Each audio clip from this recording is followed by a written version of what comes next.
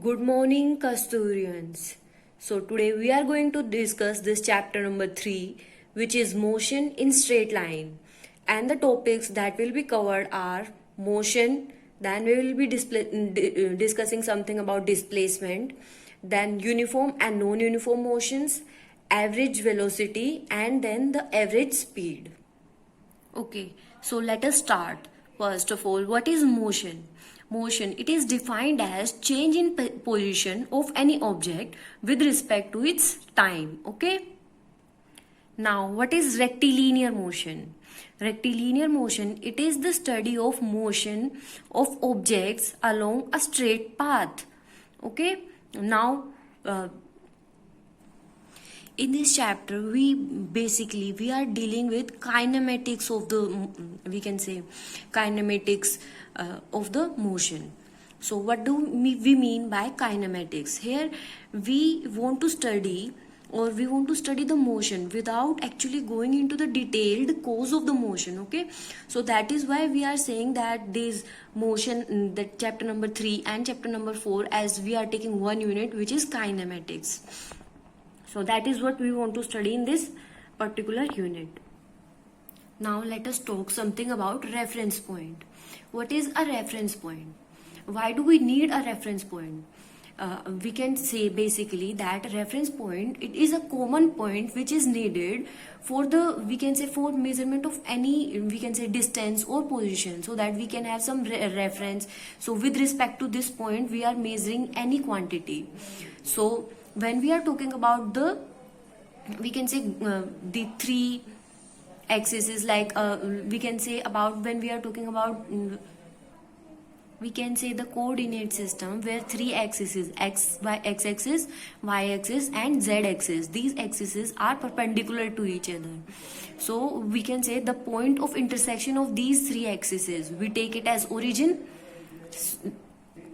We can say this point here, it is taken as origin, and this origin, it acts as, or we can say this point serves as reference point.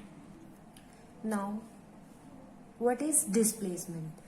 Displacement, it is defined as you can see, it is defined as change in position of an object, or we can simply say the shortest distance or the shortest path between the 2 points. It is known as displacement.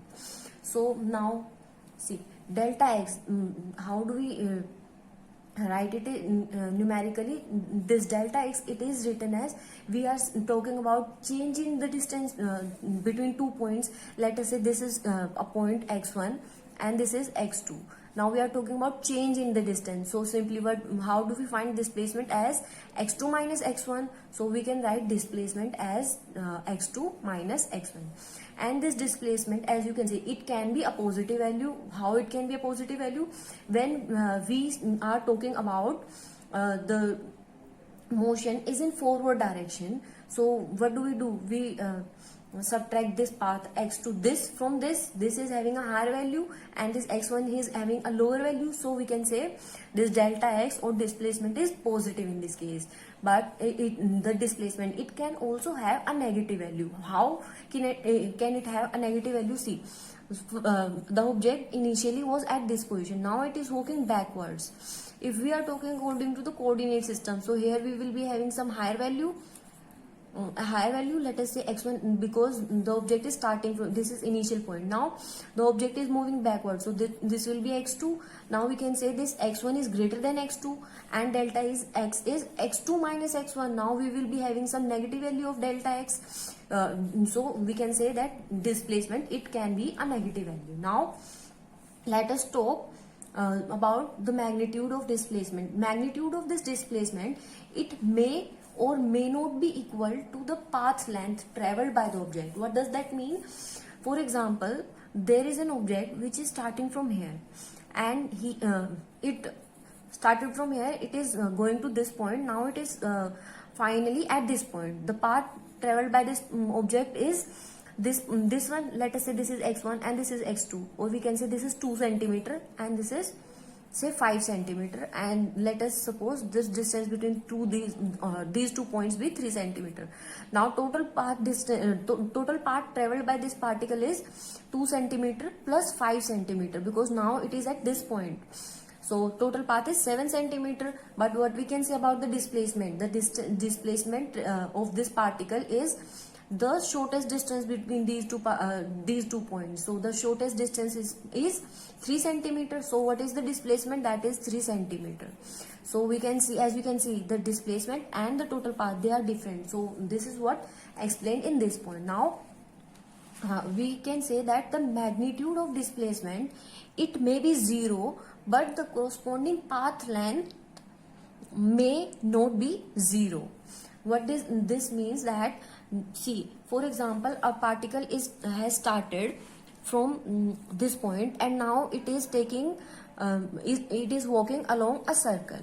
So the particle started from here, now it has stopped also at this point after tracing the path, or we can say after tracing the circular path. So what will be the total path length traveled by the object? You can say the circumference of the circle. But what we can say about the displacement of the object? It is 0, because initial path and final path are same. And what is displacement? As you have already seen, delta is x is equals to x2 minus x1. So x2 and x1 are same. So what will be delta x is 0. So we can say displacement is 0 in this case. So now what is uniform motion? Uniform motion, this motion is described as if an object covers, as you can see, equal distance in equal interval of time, so the particle is said to follow a uniform motion. For example, if we are having, if a particle covers, let us say this distance, that is, this distance is 2 meter, and he covers this distance in 2 seconds, and also the next 2 meters, also this particle covers in 2 seconds. So he is covering equal distance in equal interval of time. So this particle is said to follow a uniform motion. Okay. Now what is non-uniform motion? If an object covers unequal distance in unequal interval of time, then the object is said to follow the non-uniform motion. How? Let us suppose this is the object, and this object is moving, let us say this has covered 5 meter in 10 seconds. Now he is covering the next, we can say next 7 meters in, let us say, 9 seconds. So he is covering unequal distance in unequal interval of time. Okay, he is taking different we can say different time he is using to cover the different distance. Okay, we can say this thing. Now what is average velocity? How do we define average velocity? Average velocity, it is defined as, you can say, change in position or displacement per unit time. Change in position, or how do we denote change in position? As simple displacement. What is displacement? Displacement is change in position, and per unit time means we can write simply the difference between these two points. Okay, these 2 points, like at x2 this point, let us say this is x1 and this point is x2. At this point the particle took to reach this point is t1 time, and to reach this point, how much time particle took? He took t2 time. So how do we define the velocity? It is defined as simple, the change in position per unit, we can say the time taken by the particle. Now what is the SI unit of, we can say, what is the SI unit of average velocity? It will be meter per second. Okay, now let us take one example. For example, there is a particle which was initially at 10 we can say at 10 meter from the origin, and he at this to reach this 10 meter, how much time he took? He took 5 seconds. Now he has started again traveling from this point, and he reached to a point which is now at 27.4 meters from the origin. And to reach this point, how much time he took? He took 7 seconds. Now we want to find the average velocity of this particle. So how do we find average velocity? That is change in distance per unit change in this time. You can say change in position per unit time. So simply we can take the difference of these two positions.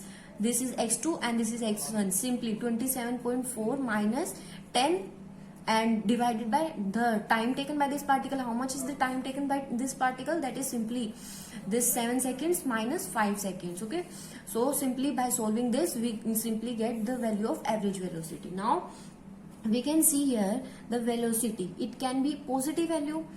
From this graph, as we can see, the velocity means distance of this particle is linearly changing with its time. Okay, now so if it is linearly changing, what we can say about the velocity? Velocity is positive. Or we can say from this graph the slope is in positive direction, so the velocity will be positive. From this graph, what we can say that the slope of this graph is negative. Why? Because this graph is pointing downwards, because the particle has started from this point. So we will take this point as x1 and this point, let us say this is final point of the particle, we will be taking it as x2. And what is change in displacement? x1 minus x2, and x1 is a higher value, x2 is a lower value here. So simply when we will find this delta x, we will find, how we will find? We will subtract this higher value from a lower value, so we will get negative value. So we can say the velocity now here will be negative. Okay, the velocity will be negative. So from both the things we can say, as slope is negative, so velocity will be negative. Otherwise we can calculate by using this simple formula. So we can say the velocity will be negative here. And from this graph, what we can say, see, the particle is initially at this point x1, let us say. Now the time is increasing and the particle is at this point only. It is at x1. So what we can say about the particle? The particle is at rest. Now what is average velocity? Average velocity, it is defined as the total path length traveled by the object in a particular time interval. So this is how we define the average velocity. Okay, so as you can see from the formula also, average velocity is equals to total path length divided by the time interval, the time which it has taken. Now what is the SI unit of average velocity? It is meter per second. And what we can say, average average velocity could have the positive values, negative values, and it could be at rest, or we can say it could be zero also. What we can say about the average velocity? Average velocity, it is always a positive value. Okay, now so we can say that if magnitude of displacement, it is equals to the magnitude of total path length, or we can say it is equals to total path length. So what we can say about the average velocity and average speed, if they both are equal, the total displacement and the path length. So what we can say, so the average velocity, it will be equals to the average speed. Okay, so that was all. So thank you.